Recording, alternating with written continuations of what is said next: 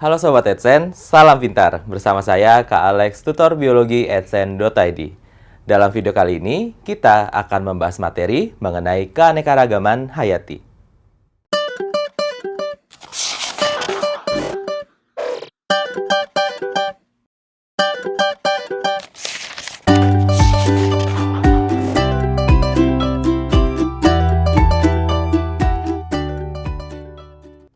Sobat Edsen, kita akan melanjutkan pembahasan terkait dengan persebaran biodiversitas Indonesia. Nah, seperti yang saya sampaikan di video sebelumnya, bahwa Indonesia itu memiliki keanekaragaman hayati yang sangat tinggi. Nah, kemudian juga kita banyak sekali menemukan hewan atau tumbuhan yang khas yang ada di Indonesia, yang kita sebut sebagai hewan atau tumbuhan atau spesies endemik. Spesies endemik artinya spesies tersebut gitu ya hanya ditemukan pada zona wilayah tertentu gitu ya. Nah, cakupannya itu bisa bermacam-macam. Bisa suatu pulau, bisa suatu provinsi, atau bisa suatu negara atau suatu wilayah gabungan. Nah, jadi misalkan Komodo ya kan ya. Komodo itu hanya ada di Pulau Komodo, Kepulauan Komodo, gitu ya. Nah, jadinya itu adalah hewan endemik, gitu ya. Kemudian teman-teman bisa menemukan orangutan di Kalimantan atau di Borneo, gitu ya. Kemudian teman-teman bisa temukan juga di Sumatera. Maka kita bisa mengatakan, oh orangutan itu endemik Sumatera dan Borneo, gitu ya. Nah, jadi seperti yang saya katakan tadi, bisa mencakup wilayah ataupun bisa mencakup wilayah yang lebih luas. Misalkan tumbuhan spesies X itu ditemukan di Jawa, kemudian di Sumatera, kemudian di Borneo, kemudian di Malaysia dan Filipina. Oh, berarti dia endemik Malaysia, gitu ya. Apa itu Malaysia? Beda ya dengan Malaysia, gitu ya. Kalau Malaysia itu zona besar, gitu, mencakup Indonesia, Malaysia dan isinya gitu ya. Demikian dengan Brunei. Nah, kemudian dengan Filipina gitu ya. Nah, jadinya teman-teman, kita bisa lihat bahwa suatu spesies bisa benar-benar ada terpencil di situ, bisa juga di zona yang luas. Nah, kenapa? Nah, karena teman-teman, salah satu faktor yang mendorong adanya persebaran dari hewan dan tumbuhan itu adalah dari sejarah pembentukan si negara tersebut atau si wilayah geografis tersebut. Dalam konteks ini adalah Indonesia. Nah, jadinya teman-teman, Indonesia itu adalah negara yang unik karena bentuknya kepulauan dan sejarah pembentukan pulaunya itu berbeda antara wilayah yang ada di sini, ya kan ya, kemudian yang ada di sini. Nah, jadinya teman-teman, untuk di Sumatera, kemudian Jawa, kemudian di Kalimantan, biasanya akan memperlihatkan pola keanekaragaman yang hampir mirip, gitu ya. Nggak mirip semua, gitu ya, tapi ada kemiripan. Nah, jadinya teman-teman, kenapa bisa seperti itu? Teman-teman juga bisa aja ketemu hal yang sama di Malaysia bagian sini. Kenapa? Karena, baik lagi, ke sejarah pembentukannya, gitu ya. Nah, secara geografis gitu ya, secara biogeografi atau nantinya berhubungan dengan sejarah pembentukan negara dan benua gitu ya. Nah, Sumatera, Jawa, dan si Borneo itu berasal dari benua Asia gitu ya. Maka, pola-pola yang ada di sini itu hampir mirip dengan yang ada di benua Asia gitu. Nah, ini wilayah-wilayah di sini gitu ya. Di sini saya akan batasi untuk di Indonesia saja bahasannya gitu ya. Itu yang kita sebut sebagai paparan Sunda gitu ya. Nah, mungkin kata paparan agak asing ya gitu ya. Nah, kita juga bisa menggunakan kata landas kontinen gitu ya. Atau bisa dibilang gampang ya, pinggir-pinggirnya si benua gitu ya. Nah, jadinya teman-teman, untuk ini, tiga pulau besar ini, nah itu utamanya gitu ya, berasal dari si satu sejarah pembentukan gitu ya dengan si benua Asia. Nah, wilayah-wilayah ini yang kita sebut sebagai paparan Sunda. Nah, dulunya mereka itu saling terhubung, gitu ya. Nah, karena waktu itu sedang zaman es. Jadinya, teman-teman bisa prediksi gitu ya, bahwa hewan itu bisa berpindah tempat dari sini ke sini. Maka nggak heran gitu ya, bisa ada hipotesis bagaimana menjelaskan kok ada orangutan di Sumatera sama orangutan di Borneo, gitu ya. Karena bisa aja mereka nyebrang, gitu. Nah, pada saat masa tertentu, ada periode di mana es akan mencair. Nah, sehingga akan menenggelamkan si daratan yang di sini. Sehingga untuk kondisi sekarang, kita tahu Sumatera dengan Borneo itu terpisah, gitu ya. Nah, jadinya teman-teman, dengan mempelajari sejarah pembentukan pulau, kita dapat mempelajari asal-usul persebaran dari suatu spesies. Sekarang kita sudah bahas yang paparan Sunda, kita akan lanjutkan ke yang timur, gitu ya, yang ada di bagian sini. Nah, kalau teman-teman lihat anggota dari flora dan fauna di bagian sini, itu sangat berbeda dengan yang ada di ujung sini, ya kan ya? Nah, karena apa? Karena baik lagi, sejarah pembentukan pulaunya itu berbeda, gitu ya. Nah, di sini, kalau yang di barat kita menggunakan istilah paparan Sunda, gitu ya. Nah, yang ini berarti asal mulanya itu mengikuti yang dengan ada di bawahnya, yaitu Australia, gitu ya. Nah, maka untuk area Papua, gitu ya. Nah, di sini asal mulanya itu dari paparan Sahul, gitu ya. Nah, maka untuk di Papua, di area-area Papua gitu ya, dengan si Australia itu ada kemiripan gitu ya.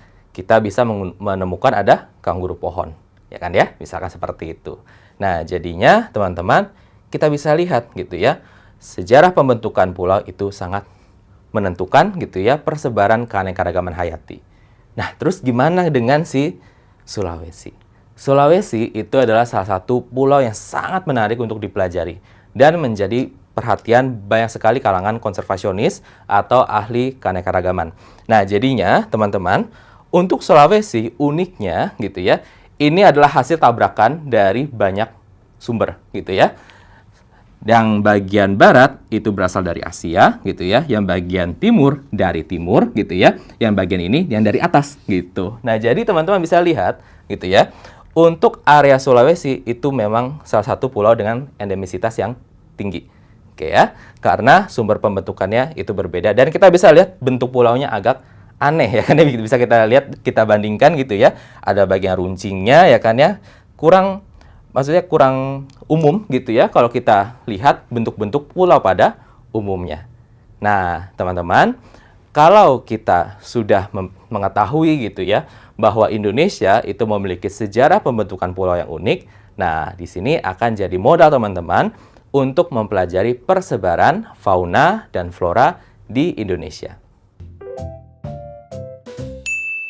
Nah, Sobat Esen, sekarang kita akan mempelajari persebaran dari fauna di Indonesia.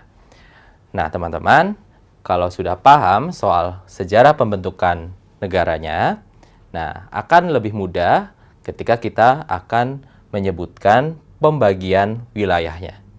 Nah, di sini saya sudah berikan batas atau garis yang diberikan sehingga Indonesia itu memiliki zonasi atau penzonaan persebaran dari keanekaragaman hewan. Nah, teman-teman, dua garis ini adalah dua garis utama yang akan membatasi wilayahnya. Oke ya. Nah, jadi sebenarnya garis ini itu bisa sampai ke Filipina gitu ya. Tapi kita akan lebih fokus di bagian sini saja. Nah, jadi ini yang kita sebut sebagai garis Wallace. Oke ya. Ini garis Wallace. Nah, kemudian yang di agak ke timur gitu ya, itu adalah garis Weber. Nah, kemudian teman-teman bisa lihat ada satu garis bonus gitu ya, yang posisinya di sebelah dari garis Weber, yang saya berikan warna putih gitu ya, yang mengindikasikan sejarah geografisnya. Nah, ini adalah yang kita sebut sebagai garis Lydekker. Nah, garis Lydekker di sini penekanannya adalah mengenai paparan Sahul. Ini adalah wilayah yang benar-benar bersumber gitu ya, atau berhubungan dengan si paparan Sahul gitu ya. Nah, jadi ini yang membaginya. Oke. Jadi teman-teman, di Indonesia gitu ya, kita akan bagi untuk yang fauna. Saya pakai spidol yang warna biru untuk fauna gitu ya. Terbagi menjadi 3 zona wilayah, ya kan ya.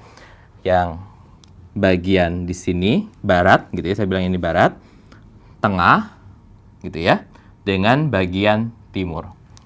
Nah, kalau seperti ini, garis ini akan menunjukkan tren pastinya, ya kan ya.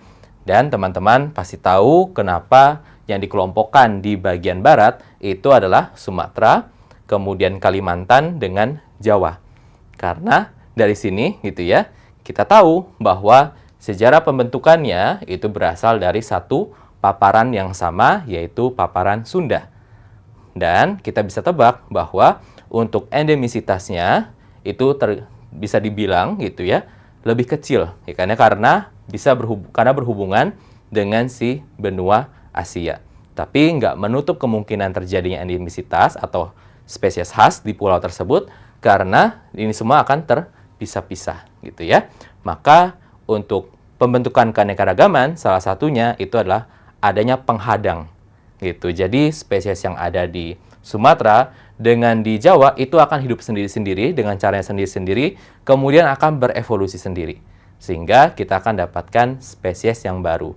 Nah, untuk penjelasan yang lebih rinci soal itu, teman-teman bisa cek video tentang evolusi. Di situ kita akan belajar bagaimana suatu spesies itu bisa menjadi beraneka ragam dan bagaimana suatu keanekaragaman itu berkembang. Oke ya. Nah, jadi teman-teman, wilayah yang ini karena mirip dengan yang ada di benua Asia gitu ya, maka ini disebut sebagai kawasan Asiatis. Oke ya. Asiatis atau bisa dibilang orientalis. Oke ya, Asiatis atau oriental atau orientalis sama aja. Oke ya. Nah, untuk anggotanya, untuk trennya si Asiatis dengan orientalis gitu ya. Pada dasarnya di sini teman-teman akan melihat mamalia gitu ya, yang berukuran besar. Kemudian teman-teman bisa melihat ada ikan-ikan air tawar gitu ya. Kemudian fokusnya itu biasanya adalah primata, ya, seperti monyet dengan kera. Oke ya. Nah, maka teman-teman bisa lihat bahwa hewan khas yang ada di area ini, contohnya seperti apa? Misalkan adanya saya tambahkan di sini ya. Di sini ada orang utan, ya kan ya? Ada orang utan. Kemudian ada badak, ya kan ya? Khususnya badak cula 1, ya kan ya? Posisinya ada di ujung kulon atau area Banten, ya kan ya? Nah, jadi dari sini gitu ya, teman-teman bisa lihat trennya kira-kira seperti ini. Primata ada banyak banget. Ada oa Jawa, ada lutung, dan macam-macam lagi, gitu ya. Nah, jadi teman-teman, persebarannya kira-kira seperti ini. Oke ya, untuk kawasan yang Asiatis atau orientalis. Nah, kemudian kita langsung ke area sini dulu, gitu ya.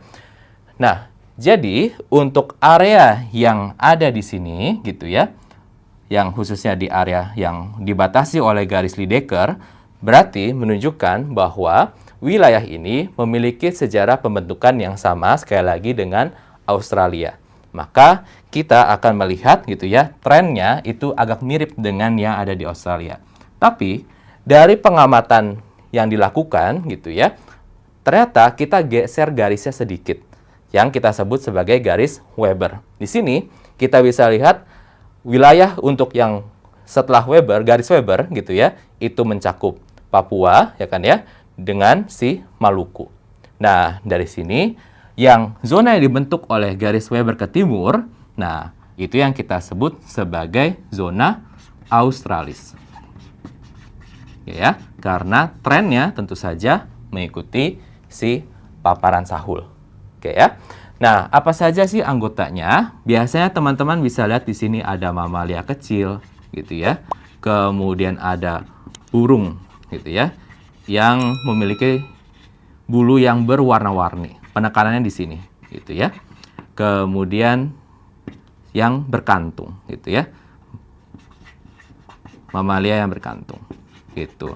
Jadi misalkan contohnya gitu ya, teman-teman bisa melihat ada kanguru pohon, kemudian ada cendrawasih, dan lain-lain. Misalkan ada juga kasuari. Oke ya. Nah, ini yang kita sebut sebagai kawasan australis. Nah, bagaimana dengan kawasan yang ada di bagian sini? Nah, kita akan lanjutkan pembahasannya di video berikutnya. Nah, Sobat AdSense, sampai di sini dulu video kelanjutan pembahasan materi mengenai keanekaragaman hayati. Sampai bertemu di video berikutnya, semoga bermanfaat. Salam pintar! Sekian Sobat AdSense untuk video pembelajaran hari ini. Sampai ketemu lagi di video belajar berikutnya. Jangan lupa aktifkan notifikasi untuk video terbaru kami ya. Sobat AdSense juga bisa mengunjungi adsense.id dan temukan ribuan video pembelajaran. Sampai jumpa Sobat AdSense, salam pintar!